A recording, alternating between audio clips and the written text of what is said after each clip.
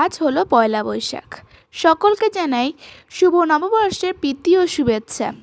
তো আজ মা সকালবেলা উঠে ঠাকুর ঘরে পুজো দিয়ে চলে এসছে তুলসীতলায়। আজ থেকে আমরা এই পুরো বৈশাখ মাসে তুলসী রানীকে জলদান করব। তোমরা এটাকে কি বলো আমাকে অবশ্যই জানাবে। আমরা তো বলি ঝরা বাঁধা।